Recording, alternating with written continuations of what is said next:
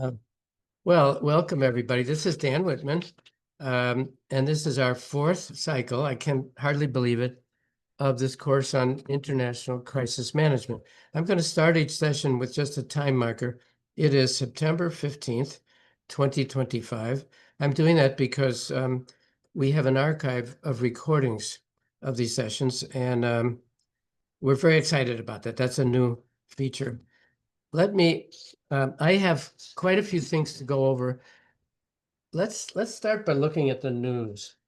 Um, Thank you for the opportunity. Tatiana. Oh, Tatiana, wonderful to see you. Okay, here's today's post. Um, Putin emboldened after Alaska and China summits. That's no surprise to anybody. Uh, we have a lot to think and a lot to say about that. Putin is going to be a major topic, unfortunately, in this course. Now, the most famous person in the world, who's no longer alive, Charlie Kirk. There's been huge coverage of this in the United States, maybe in other countries also. Um, he became much better known after he was assassinated than before. And some other items. Let's go over the news. First of all, we have potentially in this group. Are you ready for this? I'm going to name the countries that seem to be represented. Here we go. Ukraine, first of all, and I'll speak later about why Ukraine gets primacy in this course. No offense to everyone else. I'm so happy that we have a diversity of places and people, but we'll talk later about why Ukraine? Why is that the center of attention? Kazakhstan, we have a pretty robust following in Almaty at two universities. Um, Kenya, now our incredible mentors in Kenya, that would be Becky and Peterson and Abisage and Claudia, um, under the leadership of Patrick Mikulu,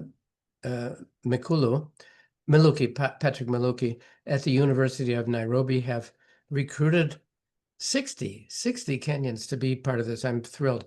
Somaliland, if someone is on this call from Somaliland, I'm so happy, and we're going to talk about Somaliland later and its possible future as a sovereign, independent country. This is something that people in Somaliland greatly wish, and they do have support in Washington in diplomatic circles. Romania, Republic of Georgia, Croatia, United Kingdom, Niger, the Kurdistan area of Iraq, Haiti, India, Sudan by way of Uganda, Zululand in South Africa, Benin, China, and Nigeria. This is remarkable. I guess if you put in the word crisis, people become interested because God knows there's so many crises that we deal with now. Let me go through pretty quickly before we introduce our colleagues in a moment. The news of the day. Let's take the last 2 weeks. September 2nd, a summit in Beijing with a new center of gravity. I say a center, not the center, but this is a sea change.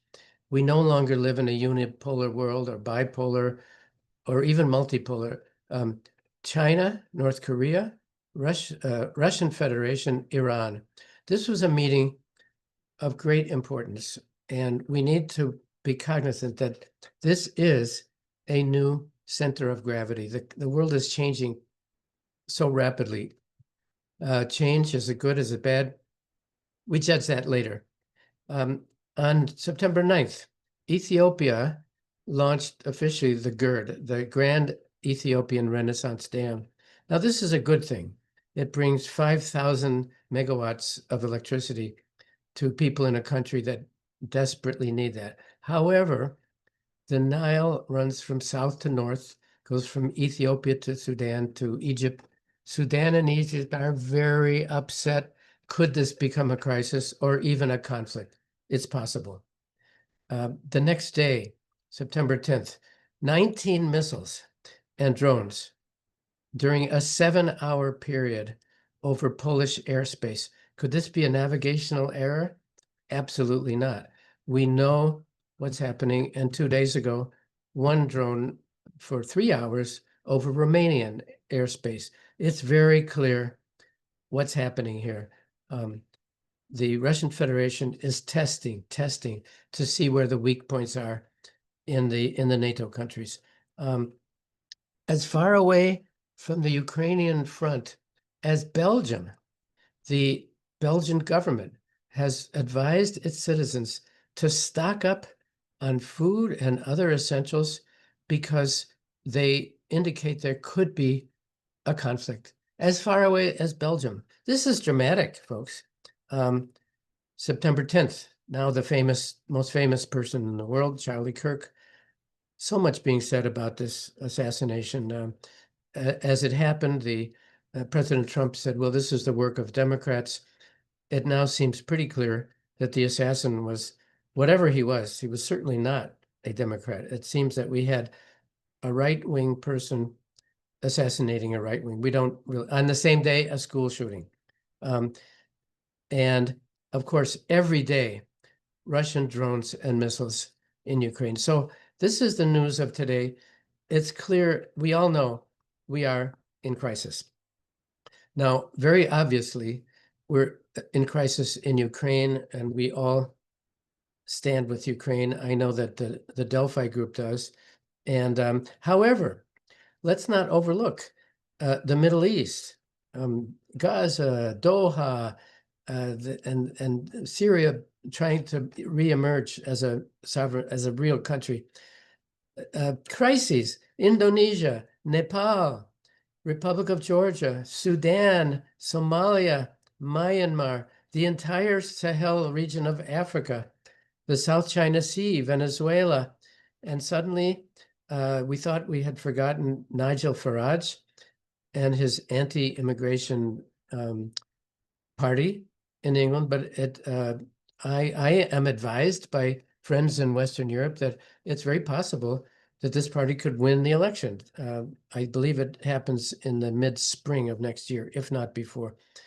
DRC, Eastern Congo, the greatest loss of life since World War II in the Eastern Congo. They sign agreements and they go back and they fight. Not least of which, the United States, where I think anybody of any political persuasion would agree on one thing: we are in crisis. Many of us believe that our democracy is living on borrowed time. We may be able to restore it. Elements of it have disappeared. So I'm afraid we have to say, with all affection and respect for my own country, which I love, we have to say that US leadership in the world is faltering. And this is going to require entirely different formations of people working together to try to make conditions better for people. The international rules-based order, remember that? It seems to be on its way out. We used to take this for granted after 1945. It's what kept the world going, the World Trade Organization, the various multinational and multilateral organizations. It seems that the rules-based international order, we can no longer take for granted. We will hear probably in November from Tim Moriti, a scholar at the University of Cape Town, who will explain to us why this system never worked for the Global South. Suddenly the Global South, it used to be in the background, it's now in the foreground. So I would just say we are all actors in many dramas. Maybe we don't want to be, but we are. And I'm not trying to be glib, but the only thing we know about the future is that there will be one. Now, in this course, I want to manage expectations. We're not going to solve big problems. We're not going to resolve conflicts. In fact, I have some doubts about that entire endeavor, conflict resolution. We are doing crisis management, and I'll explain and re-explain why I think that distinction is important. What we'll do, I hope, in this course. We won't solve problems. We will bring in new ways of thinking or ways that you may have of thinking. We're going to concentrate on what do we do individually when we're in a crisis. It can be a personal crisis, a geopolitical crisis. We'll talk about that in a moment. We won't be able to solve them. I wish we could, but we'll try to. But you can find it. Okay, thank you. Maya, who will be talking to us in just a minute, can explain her her note in the chat. Let's see. Others who are trying to join, thank you. With the new, yes, okay. Thank you we have 30 more coming in right now. I have quite a few things to say about the logistics of the course and some introductory thoughts. Before I do that, I want to turn to my three magnificent colleagues who are so supportive of this effort. I want everybody to know, if they don't, we are all volunteers. You don't pay, we don't get pay. We're doing this because we believe there's some big crises in the world, and we understand that we need to do whatever we can, never mind making it into a job or bringing money. We would love to have money, but at the moment, we have no such thing. Maya Otarashvili, you can tell, I think, from her family name, something about her origins from the Republic of Georgia. I mentioned that country as a country in crisis, which it is. We know it's quite clear that the area known as South Ossetia would be something that Putin is very interested in. It is ethnically Russian, and we know that Putin, like Hitler, is claiming protecting an ethnic identity as a pretext for conflict. So Georgia is in a tight situation. It's now being ruled by a party which may not represent the majority of its people. Now, Maya has a master's degree in war studies from King's College and another master's in globalization, development, and transition from the University of Westminster in London. And her research has to do with her native country, the Republic of Georgia, Black Sea, Russia, South Ossetia, Ukraine. Maya, I want the group to know you are the first person in 2022 who noticed what was happening here, and you took an interest from the very beginning, and I'm eternally grateful. Maya, over to you. Thank you so much, Dan. Good morning and good evening, I guess, everyone. It's an honor to be here. I just want to quickly say thank you to everyone, especially to you, Dan, for making this course happen. On behalf of Delphi Global Research Center, this is our first time hosting the course and being, partners, and it's very exciting. So I was just responding to some comments in the chat box, but just to, I guess, announce it, the course will have a YouTube playlist on our YouTube page. You can also follow Delphi on LinkedIn, on Blue Sky, on Facebook, and we'll share the recordings of every session also on our socials. So someone had asked if the course itself has a LinkedIn page, and I said, yeah, the course doesn't. But anyway, I just want to say thank you, congratulations, and welcome everyone. We're here. Of course, Dan is the course leader, but Delphi is an organization that backs this endeavor. We're here and we want to be a resource to everyone who's participating in this. And I also want to acknowledge my colleague, Leah Pedro, who had a very significant role in making this course happen in its earlier years. And I see she's here. So I want to thank Is Leah here? Leah, hello. She's tuning in and she's very excited for us. Okay. So anyway, I'm sure we'll have a chance to chat again, but I just want to welcome everyone and say thank you for joining us. Thank you. And I would say happy birthday to Delphi, but I can't because it's not even 5 months old. It was launched on June 1st, I believe. It's a very exciting new endeavor. Maya and Colonel Bob Hamilton are very bold, courageous, and in their mission statement, this is very unusual for a think tank. It says, "We stand with Ukraine." Um, Colonel Bob Hamilton, can you unmute?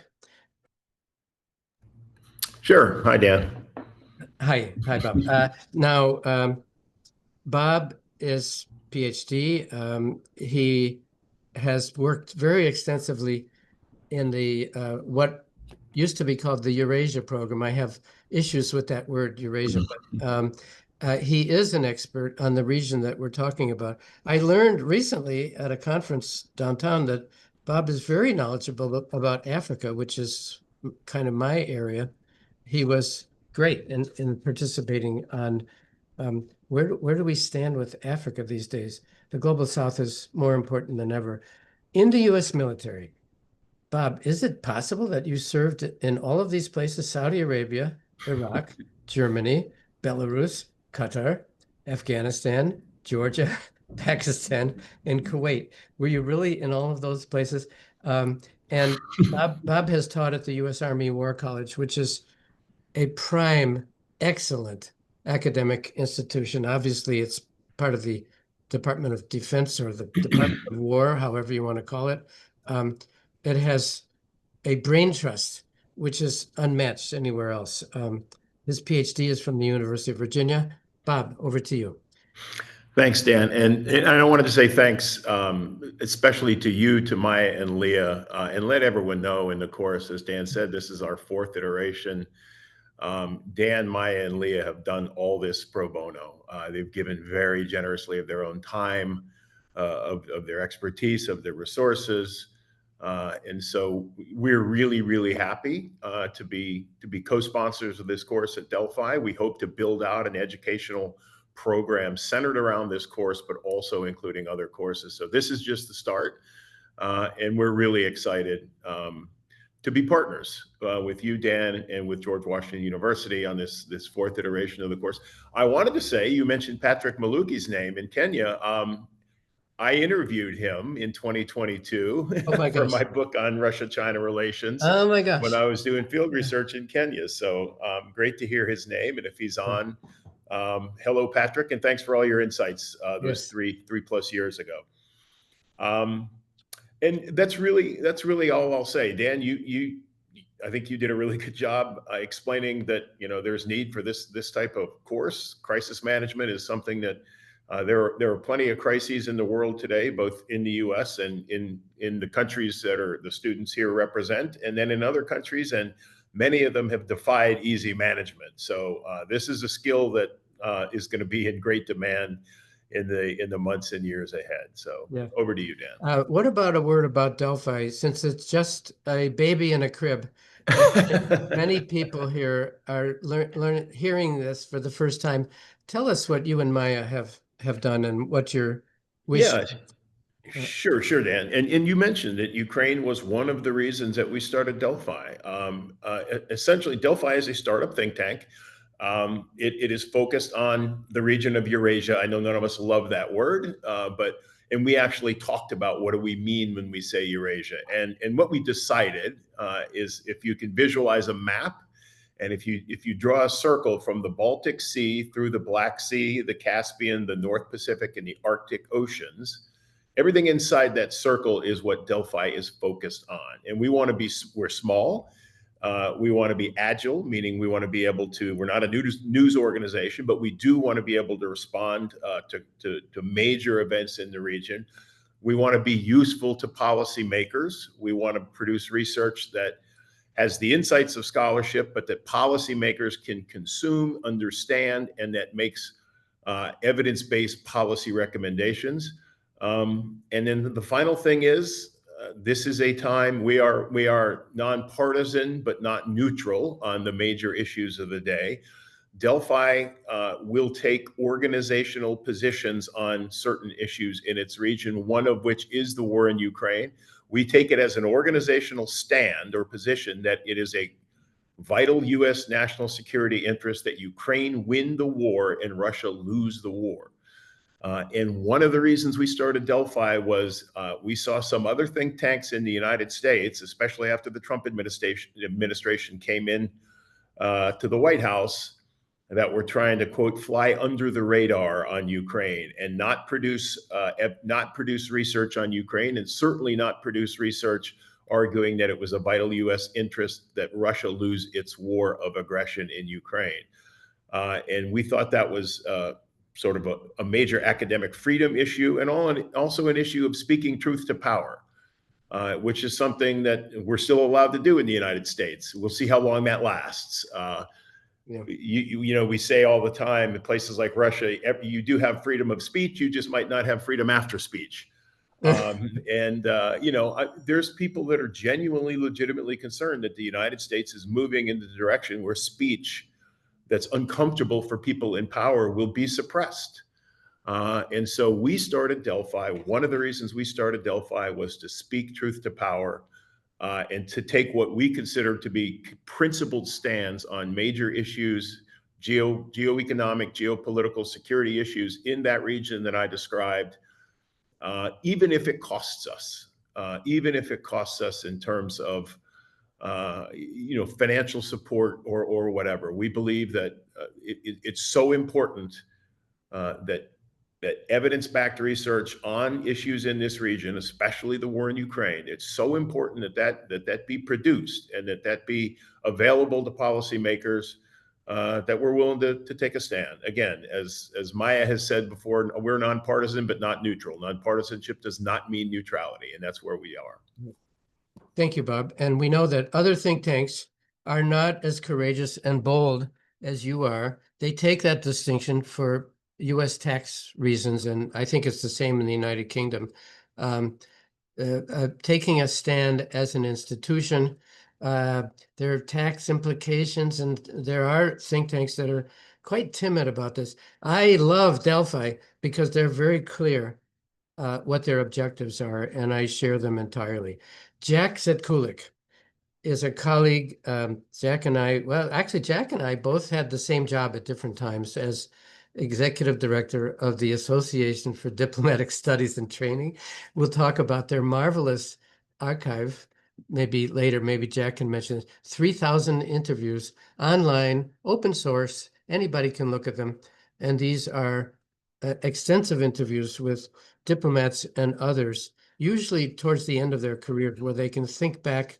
And if you're wondering about U.S. diplomatic history in Belgium, you do Control F, and of the 300,000 pages, it'll give you the hits that you need to look at. So Jack preceded me in that, and he's been a great friend of this program.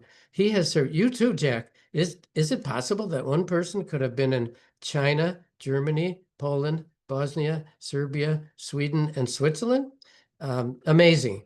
And in 3 of those posts, Jack was deputy chief of mission. If that's a new term to you, this is the DCM would be the CEO of an embassy. We have the ambassador, who is the titular head, the one who's out front, visible, public. The person actually running the embassy is the deputy chief of mission, and that's what Jack has done on 3 occasions. He worked with INR, which is the intelligence unit of the State Department.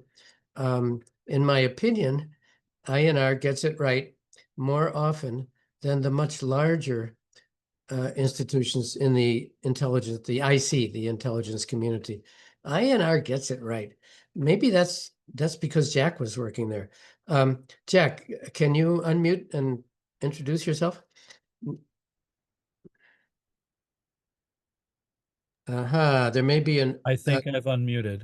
You are unmuted. Yes, you are. Well, first off, Yep. What do you mean I'm not getting paid? I'm out of here. Goodbye, Jack. Goodbye. See you guys later. Bye. Okay. Hi, everybody. It's great to see you. It's wonderful to have so many people online, and also so many countries represented. Like Dan, I'm a retired Foreign Service officer who's been doing a lot of teaching and training since leaving the State Department. Although I should say that I do go back to the State Department on a contract a couple days a week, which means that when I'll be participating in this class will be the Monday classes, because unfortunately I'm downtown on Thursdays and surviving in a much depleted building. Dan mentioned my illustrious career. I should highlight a couple things. The most fun I've ever had are in the jobs that are not typical. In the early 1991 and 1994, I was seconded or lent to the OSCE to set up their Office for Free Elections, which was based in Warsaw. And so I got to visit all of the OSCE countries as they were transitioning to democracy and help them with, say, electoral law and electoral observation. So, 7 visits to Kazakhstan and multiple visits to the Balkans and the Baltics and et cetera. And seeing the excitement, and also, of course, visiting Ukraine multiple times. And I was there, in fact, setting up the international observation of the very first democratic elections, which were exciting and invigorating, I think for everybody. The other job I should highlight, and this comes into the area of kind of what we do in this class, I was one of the negotiators at Dayton that ended the war in Bosnia, and it was involved in the process leading up to that over 2 years, doing shuttle diplomacy with different negotiators, and ultimately with a guy named Dick Holbrook, who you young people probably will not even know the name of. This is such a fun course, and I'm looking forward to teaching 2 modules in October, one on cross-cultural communications, and another on U.S. diplomatic history. You could teach a semester course, as I have in both of these topics, and I'll try to get those somehow distilled into 2 hours. I just want to highlight that for those of you who are interested in talking or having questions about other topics, like negotiations, diplomatic history in general, crisis communications, crisis management, public diplomacy, feel free to contact me. I believe that Dan will be sharing my email address with you. If you're writing a paper and you're looking for a source, feel free to ask questions if you have any of me. I may not get back to you immediately, but I will try my best to respond to all requests. Back over to you, Dan. Thank you, Jack. Are you being too modest when you mentioned Dick Holbrook and Dayton? Was this not partly your idea? I mean, Well, it was going to be Governor's Island, right? oh well, the location, yeah. Well, I didn't know that Dayton existed as a place until one of my friends in my team suggested it. Yeah, that's a long story that Okay. I don't But think I need to entertain you with it now. well, you don't. Well, we'll get it from you later. I think for others on this call, it's important to know that the original idea, I understand, of Richard Holbrook was to have the negotiations in Governor's Island. Oh There, no, that was actually we were poor. The United States the State Department did not have any money to host anything. And our European friends were saying, "Oh, let's do it in Geneva or let's do it in Vienna." And Holbrook's concept was, "No, we don't want these people to be comfortable. We want them to be, to not want to talk for weeks and weeks and weeks. We have Yeah. like a 3.5 week cutoff for our Yes. negotiations. We don't want it to be like the MBFR talks in Geneva that go on for decades." And so I had done training with the Coast Guard at a place called Governor's Island in New York Harbor, and I said, "Hey, it's being decommissioned. It's got officers' quarters. It's got conference facilities. Let's meet there." And Holbrook said, "Absolutely not. We can't do it in New York. Milosevic and the others will go into the city and go to restaurants and talk in front of television cameras." And I said, "No, no, no, don't. It's an island. We can control them getting on and off the island. They won't be able to leave." And my boss Dick looks at me and he goes, "Jack, you don't understand. Milosevic would swim through shark-infested waters to get to a television camera and a nice restaurant.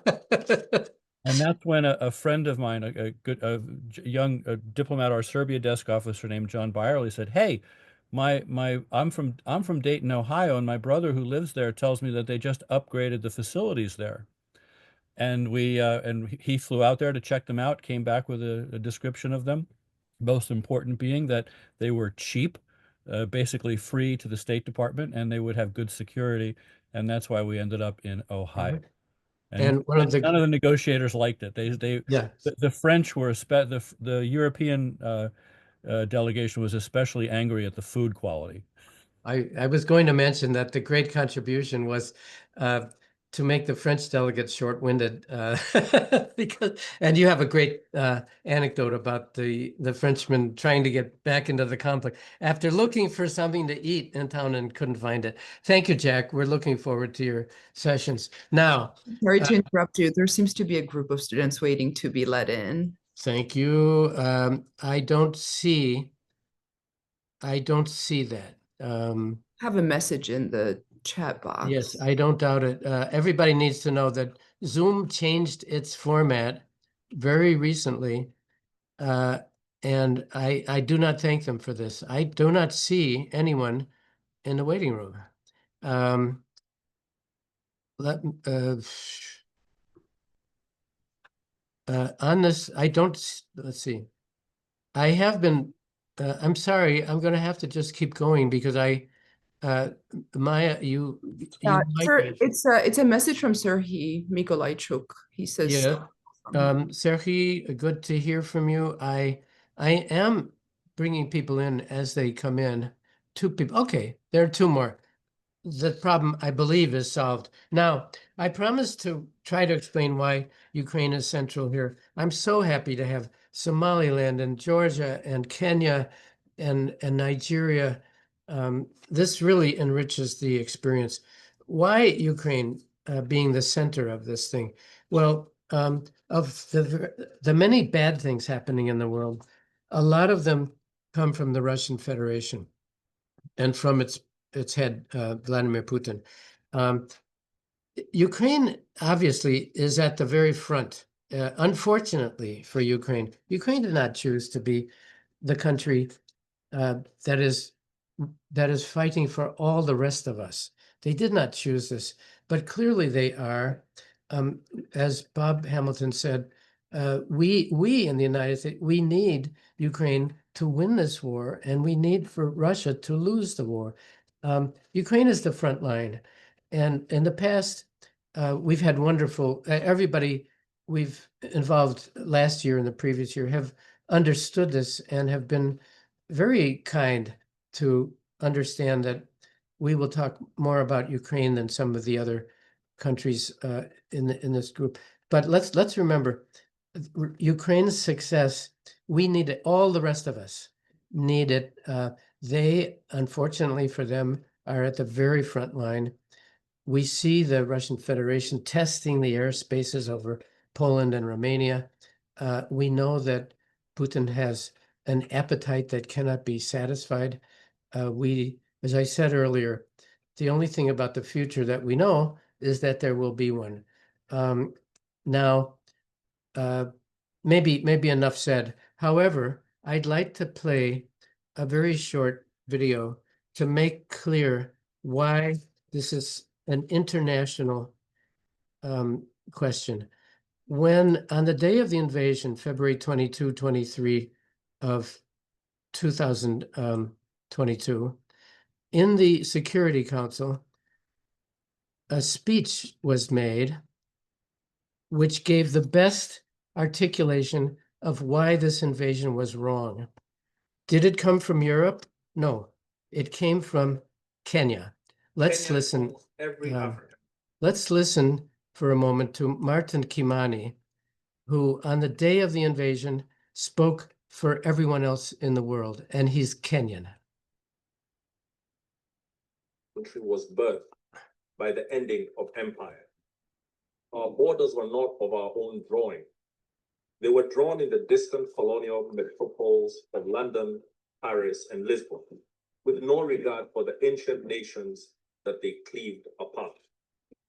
Today, across the border of every single African country live our countrymen with whom we share deep historical, cultural, and linguistic bonds.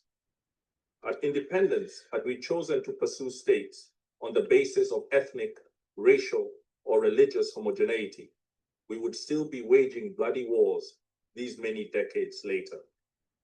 Instead, we agreed that we would settle for the borders that we inherited, but we would still pursue continental political, economic, and legal integration. Rather than form nations that looked ever backwards into history with a dangerous nostalgia, we chose to look forward to a greatness none of our many nations and peoples had ever known. We chose to follow the rules of the Organization of African Unity and the United Nations Charter, not because our borders satisfied us, but because we wanted something greater, forged in peace.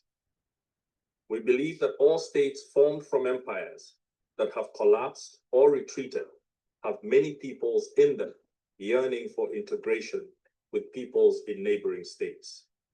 This is normal and understandable. After all, who does not want to be joined to their brethren and to make common purpose with them? However, Kenya rejects such a yearning from being pursued by force. We must complete our recovery from the embers of dead empires in a way that does not plunge us back into new forms of domination and oppression. We rejected irredentism and expansionism on any basis, including racial, ethnic, religious, or cultural factors. We reject it again today. Now, that's a 3-minute statement. That's quite amazing that Martin Kimani, a Kenyan, was able to get into 3 minutes really the defining issue. And by the way, he said this the day of the invasion. I think the Kenyan delegation had been made aware partly because the U.S. had decided to share some of its intelligence. We knew that there were a buildup of troops, Russian troops at the border. So this, we all have questions about the United Nations and does it ever really do anything? As Dag Hammarskjöld said once, the purpose of the United Nations is not to bring us to heaven, but to bring us out of hell. So I know that Ukrainians have doubts about the utility of the UN. I would just say it's all we got. And on that occasion, an African was the one most able to explain why this invasion was wrong, according to the UN Charter, according to international law. So just wanted to note that. Enough said about why we will be talking often about Ukraine, although I think we're very much enriched by having participants from other countries. Now, I'm going to speed through. I have some notes of like, why did this course come about? I'm going to speed through that. Maybe it doesn't matter. Like Jack, I was Foreign Service. I was something called Public Diplomacy Officer. Public diplomacy officers deal mainly with communication and exchange and education exchanges, cultural exchange and education. I was very comfortable doing that. And because of the nature of the Foreign Service, I went to some good places and some challenging places. I spent 2 years in Haiti. I spent time in South Sudan, in the Gambia, under the Jammeh regime, which was one of the worst places in the world. Guinea-Conakry, Equatorial Guinea. And I was in South Africa at a time when there was an enormous amount of conflict between the central government and KwaZulu-Natal, which had its own ethnic identity. People were being killed. And what choice did I have but to begin to think about this? And I don't have brilliant conclusions. I would just say that it's very clear to me when there's something wrong going on in a country, it's 2% of the population that is driving the problem. And I believe it's 98% of the people just want to get on with things. They don't care about who wins the conflict. They just want to be left alone and have a predictable life. Is that asking too much? Now, I haven't read this anywhere, and there's no way of knowing, but my strong belief is that the 2% who cause the problems for everybody else, there's something about the power of evil. If you read John Milton, the character of Satan, who is a fascinating character, there's something about the dark side which is much, much more powerful than the space occupied by, I would call them normal people who have no interest in conflict or crisis. They just want to get on. So after seeing this, and I didn't study it much, but I came out of these challenging situations with that pattern. I believe I saw that pattern. So what we're working with, you know, in the initial phases of the current war, President Biden was asked many times, is this a war against the Russian people? And he said many times, no, it's Putin. We have nothing against the Russian people. I don't know if we would still say such a thing. We know that a large number of Russians are able to accept, let's say, or even are encouraging this horrible thing. So anyway, I'm just saying, out of personal experience, I thought, so what do we do? What do we do with these 2%? Do we kill them? Do we? How do we do? So out of that came a few ways of thinking that I think I can share, and it has to do with understanding. We all understand what our own position is. If we're fighting somebody or if we disagree with somebody, we tend to not fully understand their point of view. We're going to get to something called tactical empathy. Empathy is not sympathy.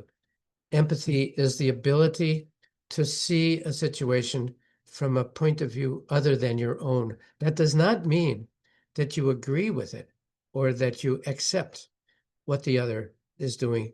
But if you can understand why are they doing these crazy things, it enables you to function with greater effectiveness. Much more to be said. I'm going to skip that. Are we going to fix these problems? I've already said I would love to solve some of the problems in Nepal, in Indonesia, in Eastern Ukraine. I think in this course, that's probably reaching too far. What we're going to do, because every person in the world has a crisis. It can be a personal crisis, social, relationship, educational. We all have crises. And what we're going to try to do this semester is just develop ways of thinking under the stress of a crisis. What are the first things I should think of? Because when you're under the stress of a urgent challenge of some sort, the last thing you can do is think. You need to be able to act quickly. And so we're going to try to provide some things to cling to. The fewest, the fewer there are, the better, the more likely that we would remember them. It'll take a while to get them inculcated, but we'll get to that.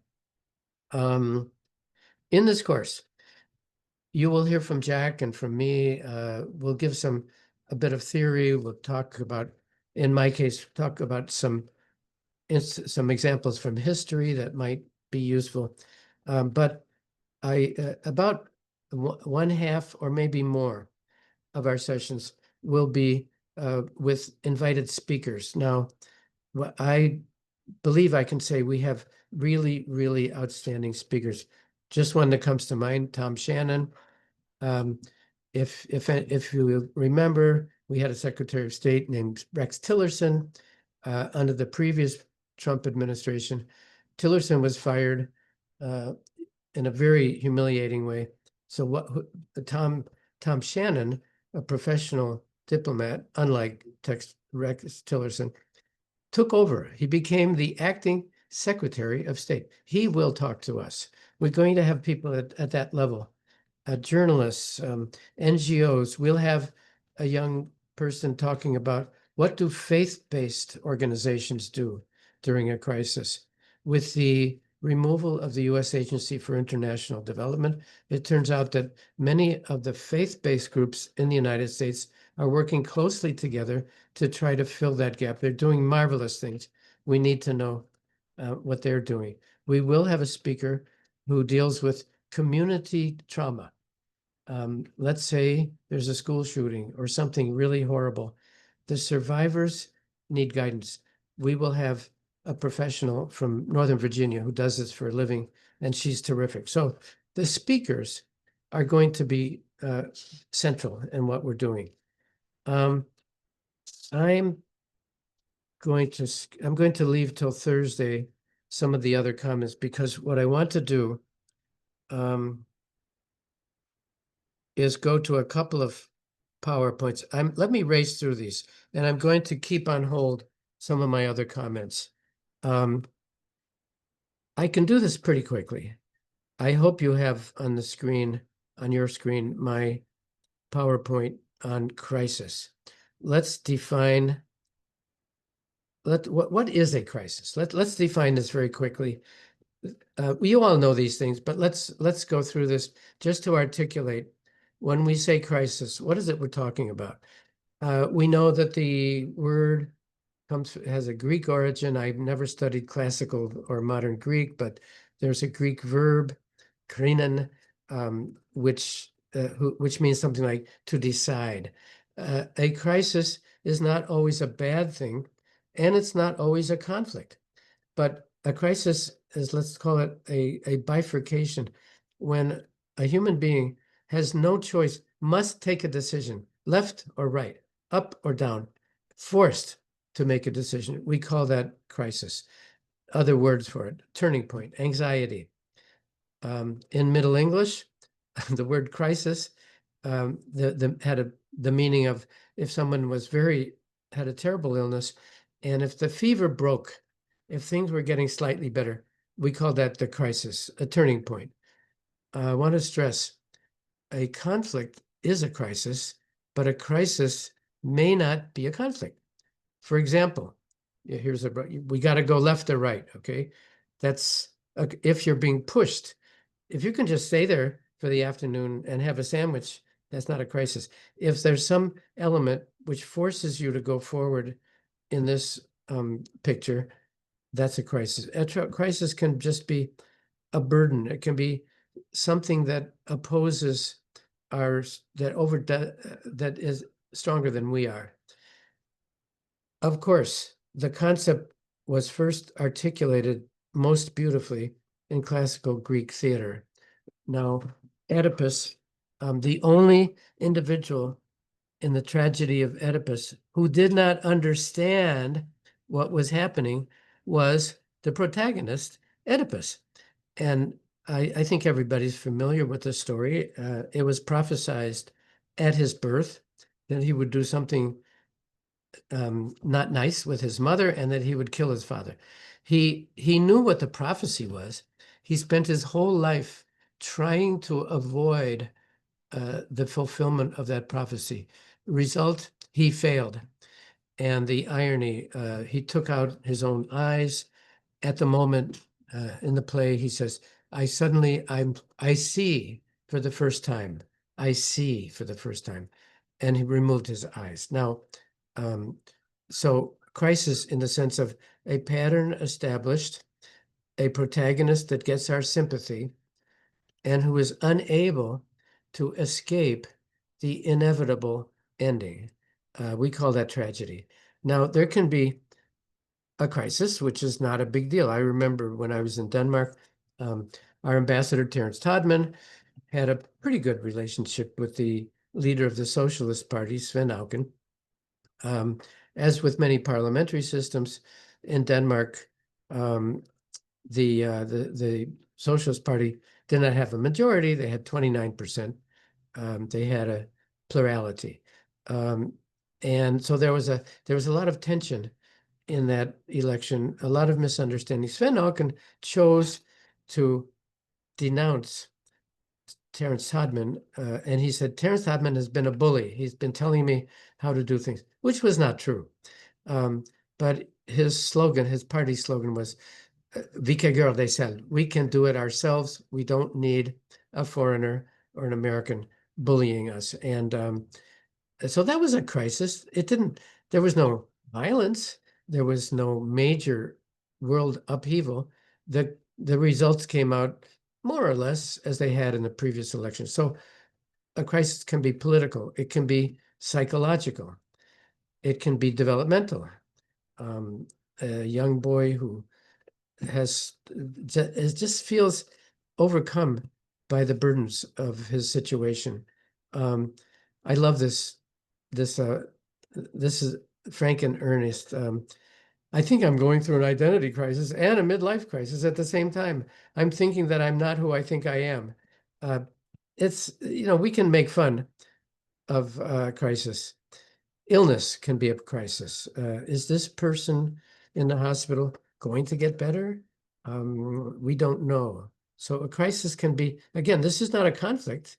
It's just a situation in which a human being may succeed and may fail. I'll get to the end of this. Now, I had worked in Haiti. I was back in Washington in January of 2010 when this horrible earthquake hit. Was there an enemy? Was this a conflict? Absolutely not. It was an act of nature which caused tremendous damage in a very poor country on January 12th of 2010. That's a crisis which is not a conflict. Crisis can be environmental. We are in a climate crisis, without any doubt. A crisis can be economic.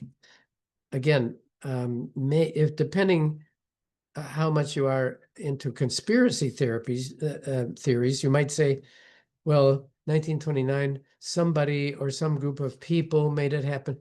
In fact, it just happened. We learned after the crisis of 1929 some of the things that governments need to do in order to prevent this from happening. But here's an example, I think, of a crisis without an enemy. It's not a conflict. Financial crisis. This is pretty recent. We saw this a couple of years ago in the This is the stock market on page 1 of Washington Post. Poverty is a crisis. Education. There's a lot of discussion in the United States about the education crisis. ChatGPT, the inability of young people to put their cell phones aside and to concentrate on a conversation or some reading.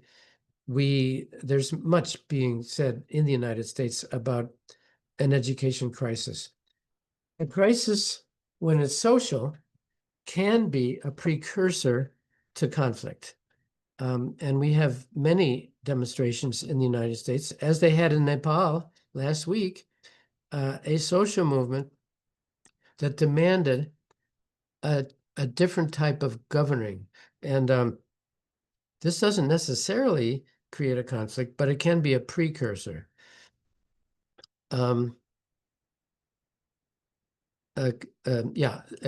Repeating that a crisis may have conflict, but it may not. Now, when we get to real crisis, the Cuban Missile Crisis, this was a fascinating, terrifying moment. I was in high school at the time, and we were terrified. We thought there was a real possibility of having a nuclear exchange, which would kill us.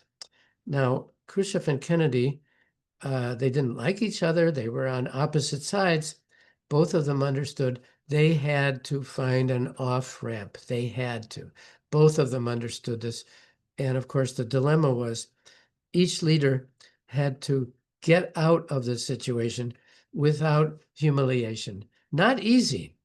And we may be able to talk about this at a future session, but the outcome was Kennedy, in those days, they would exchange letters. Imagine that. no internet. They would send a letter that would go by telegraph. And so you could send a letter with a one-day notice. Kennedy said, the nuclear weapons that you have in Cuba have to go. And Khrushchev, afraid of losing face, realized, well, yes, this had to happen, but how could it happen without humiliation for Khrushchev? So they made a discreet understanding.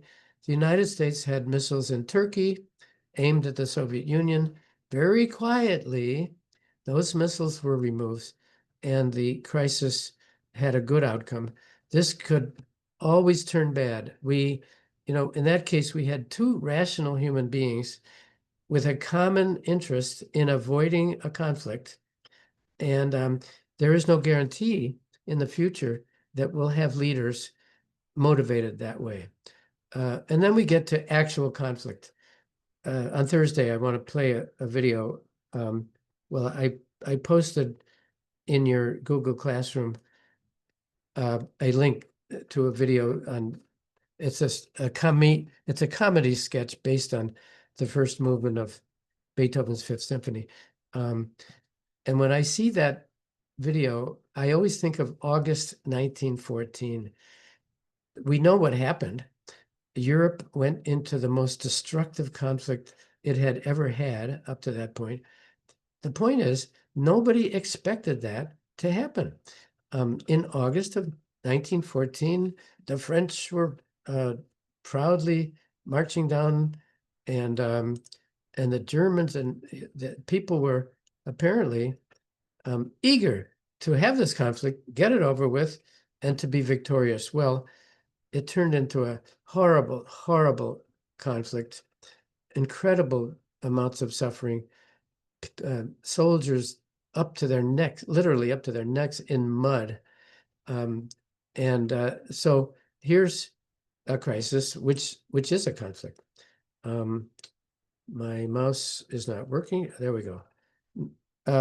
Obvious examples.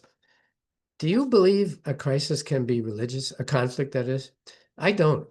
I don't think that Northern Ireland, I don't think this was a Protestants, Catholics, were they really killing each other because of how they viewed Jesus Christ? I don't think so. So there are in what we call religious conflict. I don't believe in that. I think that there are always some other causes. It sometimes has to do with previous harm done. He killed my uncle. I'm going to kill his cousin. This is not a religious conflict. I was in Madrid during this period. I did see one of the bombs go off, the Basque separatists. There was a lot of debate in Spain at that time. Should we show these horrible pictures to the public? Is it too traumatizing? And I was working with the media, television, radio, and they had a big debate, and they decided one day there was a horrible bomb, which I saw from my office, and a woman was very, very badly mutilated, and there were videos of this this horrible thing. There was a debate: should we show it or should we? They decided to run it 20 times, 30 times, 40 times, so that the Spanish people would understand that being a separatist and using physical damage, using bombs, is not in the interest of the people of Spain. It's debatable. Should horrible images be shared with the public? Big debate right now with the young man who was murdered 5 days ago. There are videos of the actual assassination. I haven't seen them. The Congress is now looking at a law which would make it illegal to post those things. So Congo, I mentioned DRC, a conflict that's gone on for 35 years. Why? Coltan, copper, titanium, all of these elements can be found in Eastern Congo. Lots of killing because of the wish to get their hands on these valuable things. Can a conflict be resolved? Well, in the early 19th century, after Napoleon was defeated at Waterloo, gentlemen gathered in Vienna, and they had some nice meals, and they got together, and they figured out with Metternich how to reorganize the new order of Europe after the trauma of the Napoleonic Wars. And they had good food, they had some dances, and my point is, will we ever have such a thing again? I do not think so, which is why in this course we have to think in other terms. We imagine being in a room doing negotiations under good conditions, like the ones that Jack described in Dayton, Ohio, where people were in a room and they were getting bad food, but at least it was food. I don't think we're going to get much of that anymore. The conflicts and the crises that we have are too immediate, and they are unsolvable, many of them. We'll leave with a quote from Eisenhower: "There's no such thing as a simple answer to a complex question." I have quite a bit more to say. I think we're going to round up. Let me give just one more instant. I'm cutting short much of what I plan to say, and I'll get to it on Thursday. Let me share with you one historic anecdote, which I think could illustrate why history is important. Here is Philip II of Spain. Philip II, aka Vladimir Putin, we're talking 16th century. Philip II, a Catholic, a Habsburg, believed very strongly that Protestantism must not be allowed. As a Habsburg, he had dynastic ancestral possessions all over Europe, including what was then called the Lowlands. That would be Holland and Belgium. When the Dutch, a majority of Dutch people, decided they would rather have Protestantism than Catholicism, Philip II, aka Putin, said, "This is not permissible. I will send my army and we will make them become Catholic." I think you remember the incident of the Spanish Armada, the so-called golden age of Spanish history. The literature was flourishing and the arts, but the king was obsessed with the question of religion. He sent the Armada, the most powerful naval force ever assembled at that time in history, to England, because England had something called the Anglican Church, Henry VIII, and he wanted to suppress this. Well, a storm came along, and the Spanish Armada in 1588 was not only defeated, but they were completely destroyed, these vessels. Now, meanwhile, in the lowlands, we had William the Silent, now aka Volodymyr Zelensky. William the Silent was the ancestral leader of a certain area of the lowlands, and he saw that a conflict was coming because the Spanish monarch said, in the lowlands, we will not tolerate the Protestant church.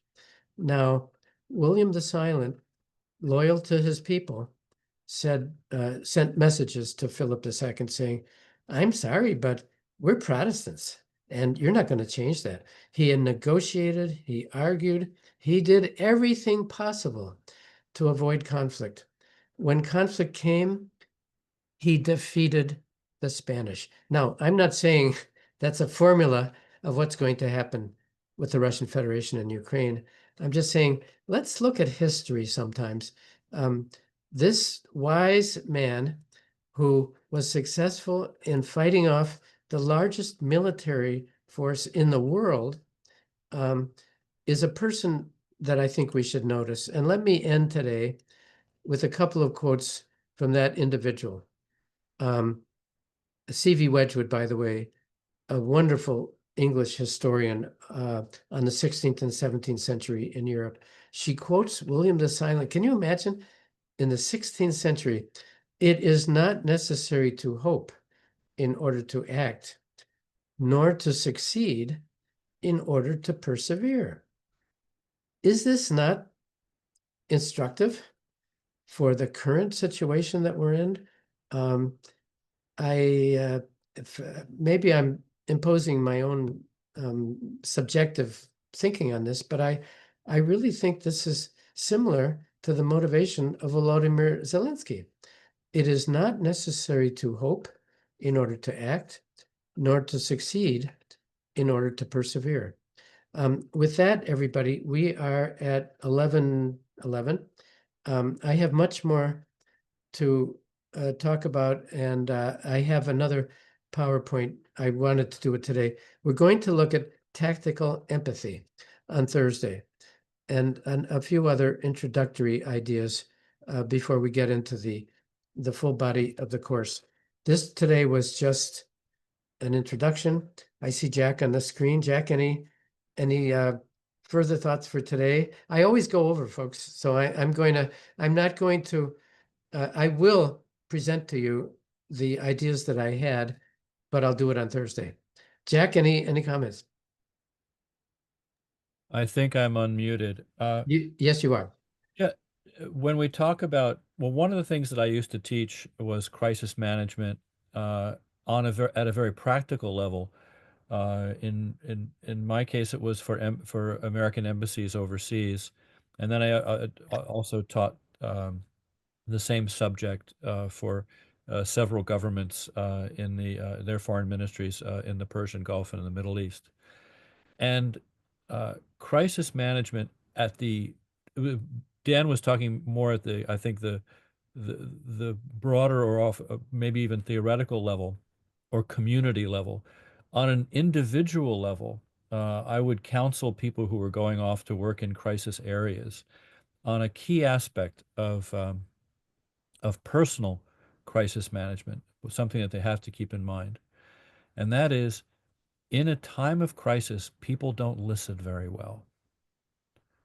And I gave the example of when I was helping to run the embassy we had in Belgrade.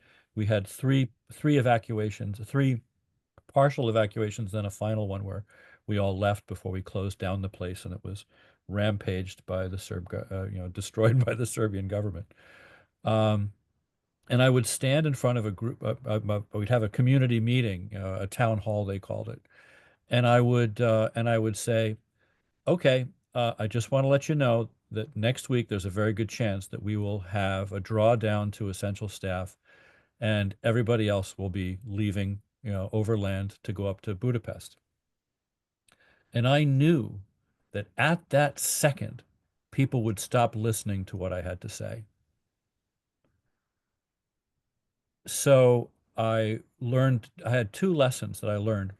One is I would hold up two pieces of paper, one with a question mark on it and one with an exclamation mark on it. When people would ask questions because I knew that the first thing they would think about is not, no, they weren't listening to me talk about schedules and all the complicated aspects of an evacuation. The first thing they're thinking was, what about my dog? What about my silver? What about my kids, schooling? What about, they were thinking about, they were entering into themselves and not thinking about the broader community. But then when they asked questions, they would forget the answers because they'd say, am I going to get paid per diem when I go to Budapest? And I would hold up an exclamation mark and I would say, yes, you will get paid. Will we be coming back? And I would hold up the question mark saying, we don't know. And years later, people came up to me and they said, you know what? I still remember those exclamation marks and the question marks and how that focused us on what was knowable and what was not knowable. And I would always learn to follow up every meeting with a memo describing the core aspects of it, to put it on paper, because the written word is more powerful than anything else.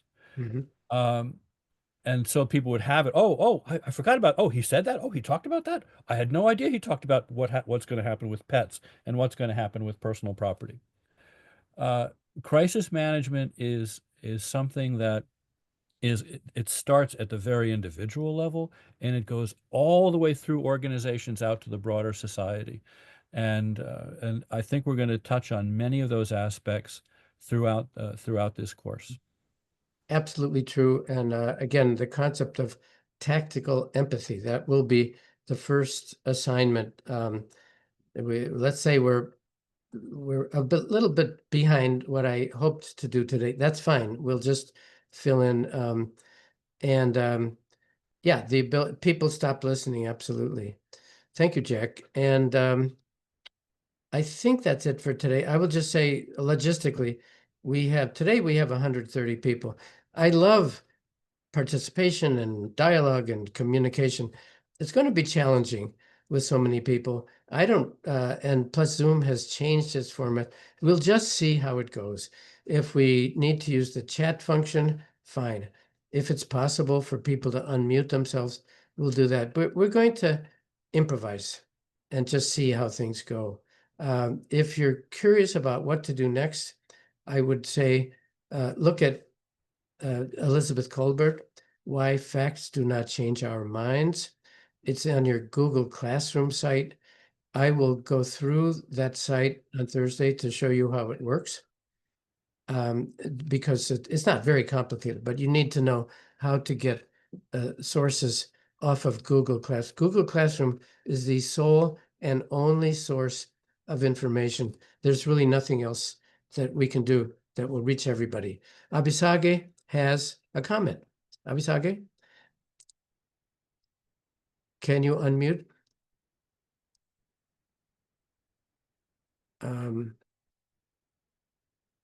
Here's a good test. I've just pressed a note for Abisage to unmute. Zoom does not seem to be responding. And okay, this is our Abisage. Can you save what you have till next time? We've just learned, everybody, that the new Zoom configuration does not allow me to allow an individual to unmute. This is very annoying. We will get through it. We'll call it a crisis, and we'll move on to the next. For today, everybody, wonderful to have you. Read Elizabeth Colbert. If you can, click on the link to that comedy sketch with Sid Caesar and Annette Fabre acting out the first movement of Beethoven's Fifth Symphony. It's a profound lesson in why crisis happens. Thank you. I see a chorus of hands and applause. Thank you. Bob, I think they're applauding you. Goodbye for today. Be well and see you in 3 days. Bye-bye. Bye. Bye-bye.